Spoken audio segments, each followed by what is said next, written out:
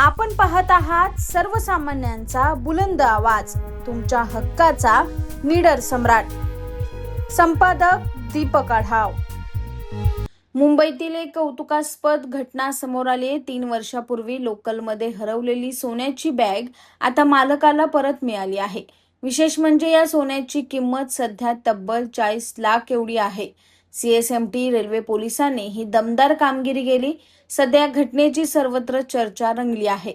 मिळालेल्या माहितीनुसार 2 सप्टेंबर 2023 रोजी कामावर जाताना गाडीत विसरलेली 272 ग्रॅम आणि सुमारे 12,15,000 रुपये किमतीचं सोनं असलेली बॅग सीएसएमटी रेल्वे पोलिसांनी शोधून मूळ मालकाला परत केली आहे.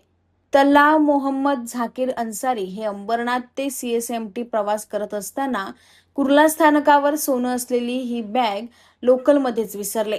त्यानंतर अज्ञात व्यक्तीने ती चोरल्याची तक्रार सीएसएमटी रेल्वे पोलीस ठाण्यात दाखल झाली होती. पोलीस निरीक्षक विजय तायडे यांच्या मार्गदर्शनाखाली अर्जुन सागळे व त्यांच्या पथकाने सीसीटीव्ही फुटेज आणि गुप्त माहितीच्या आधारे आरोपी अख्तर हुसेन मुस्तफा शेख याला अटक करून मुद्देमाल जप्त केला.